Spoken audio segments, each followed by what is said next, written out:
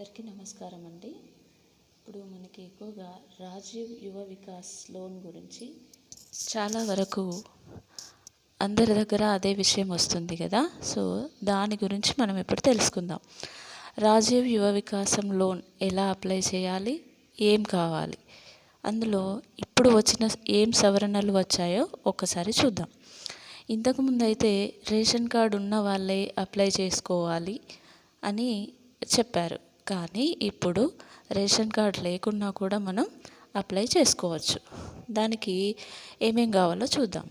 ఇప్పుడు ration card ఉన్నవాళ్ళు, లేని వాళ్ళు ఇద్దరూ అప్లై చేసుకోవచ్చు. ఒకటి క్యాస్ట్ సర్టిఫికెట్ ఉండాలి, కంపల్సరీ క్యాస్ట్ ఉండాలి. క్యాస్ట్ లేకపోతే ఇన్కమ్ అయినా ఉండాలి. సో ఈ రెండిట్లో ఏదో ఒకటి మనకు ఖచ్చితంగా ఉండాలి. ఇప్పుడు ఇన్కమ్ సర్టిఫికెట్ ఉండాలి అంటే మనకు గ్రామీణ వాసులకైతే 1,50,000కు మించి ఆదాయం ఉండకూడదు. అంటే మనకు వచ్చే ఇన్కమ్ సర్టిఫికెట్లో 1,50,000 లోపు ఆదాయం అనేది ఉండాలి. అలాగే పట్టణ వాసులకు 2 లక్షలకు మించి ఆదాయం ఉండకూడదు. అలా మనకు వచ్చే సర్టిఫికెట్లో ఇప్పుడు ఏదైతే ఇన్కమ్ సర్టిఫికెట్ వస్తుందో దాంట్లో మనకు 2 లక్షలకు మించి ఆదాయం ఉండకుండా చూసుకోవాలి.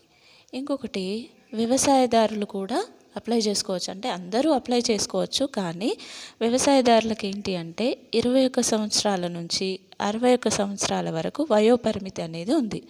అంటే వీళ్ళు 21 సంవత్సరం ఉండాలి అప్లై చేసేసరికి. అలాగే 61 లోపు ఉండాలన్నమాట ఎవరైతే అప్లై చేసుకుంటున్నారో వాళ్ళు. ఇంకా లోన్ వివరాలకు వస్తే మనం ఎంత తీసుకున్నా మాఫీ అవుతుంది అని అనుకుంటున్నారు అందరూ, కానీ అలా ఉండదు. మనం 50,000 తీసుకుంటే మనకు 100% రాయితీ ఉంటుంది. అంటే మనం ₹1 కూడా కట్టవలసిన అవసరం అనేది లేదు. అలాగే 50,000 ₹1 నుంచి 1,00,000 వరకు తీసుకుంటే 90% అంటే 90% రాయితీ అనేది వర్తిస్తుంది. 10% అనేది మనం కట్టవలసి ఉంటుంది. ఇంకా 1,00,000 మూడవది ఏంటిదంటే ₹1,00,000 నుంచి 2 లక్షలు ఎవరైతే తీసుకుంటారో వాళ్ళకి 80% రాయితీ ఉంటుంది, 20% కట్టాల్సి ఉంటుంది. అలాగే ₹2,00,000 నుంచి 4 లక్షలు ఎవరైతే తీసుకుంటారో వాళ్ళు 70% రాయితీ పొందుతారు, 30% కట్టాల్సి ఉంటుంది. ఎందుకంటే 4 లక్షలు అనేది ఎక్కువ అమౌంట్ కాబట్టి వాళ్ళకి తక్కువ రాయితీ అనేది వస్తుంది.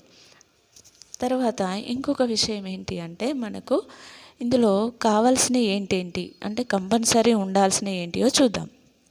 ఒకటి కులం సర్టిఫికెట్, నివాసం సర్టిఫికెట్, ఆదాయం certificate, bank account, Aadhaar card, ration card, pan card ఉంటే పెట్టుకోవచ్చు, లేకపోతే లేదు. ఇందులో ఇందాకే మీరు మరి చెప్పారు కదా రేషన్ కార్డు ఉన్న వాళ్ళు లేని వాళ్ళు అప్లై చేసుకోవచ్చు అని. సో చేసుకోవచ్చు, కానీ కులం కంపల్సరీ లేదా ఇన్కమ్ కంపల్సరీ. కులం ఉంటే అప్లై చేసుకోవచ్చు, కులం సర్టిఫికెట్ ఉంటే అప్లై చేసుకోవచ్చు ఇన్కమ్ లేకున్నా కూడా. సో ఇన్కమ్ సర్టిఫికెట్ ఉంటే కులం లేకున్నా అప్లై చేసుకోవచ్చు అని తెలుసుకున్నాను నేను ఈరోజు వెళ్ళిన కాబట్టి అప్లై చేయడానికి వెళ్ళిన కాబట్టి ఇవన్నీ నాకు తెలిసినాయి అన్నమాట. ఇంకొకటి పాత క్యాస్ట్ చెల్లదు అని అంటున్నారు. అంటే మనం ఎప్పుడైతే ఏపీ ఉన్నప్పుడు తీసుకున్నామో ఆ క్యాస్ట్ అనేది మనకు సబ్మిట్ అవ్వట్లేదు. దయచేసి అందరూ ఇది గుర్తుపెట్టుకోండి. మీకు పాత క్యాస్ట్ ఏపీ అప్పటి క్యాస్ట్ సర్టిఫికెట్ ఉంటే వెంటనే వెళ్ళి దాన్ని మార్పించుకోండి. అంటే అప్లై చేసుకోండి. దగ్గరలో ఉన్న మీ సేవలో అప్లై చేసుకుంటే మీకు వాళ్ళు ఒక స్లిప్ ఇస్తారు, ఒక ఫామ్ ఇస్తారు. ఆ ఫామ్ ఫిలప్ చేసి మనం ఎంఆర్ఓ ఆఫీస్కి వెళ్ళి అక్కడ మనం దాన్ని అప్లోడ్ చేయించుకోవచ్చు. ఒక 2-3 డేస్లో వచ్చేస్తుంది, 2 డేస్లో వచ్చేస్తుంది. మనకి ఎవరైనా తెలిసిన వాళ్ళు ఉంటే 2 డేస్లో వస్తుంది, లేదంటే మాత్రం టైం పడుతుంది. సో ఇవన్నీ గమనించి అప్లై చేసుకోగలరని మనవి. దగ్గరలో ఉన్న మీ సేవలోకి వెళ్ళి మీకు కావాల్సినవన్నీ తీసుకెళ్ళి వాళ్ళకి చెప్తే వాళ్ళు అప్లై చేసి ఇస్తారు. Thank you.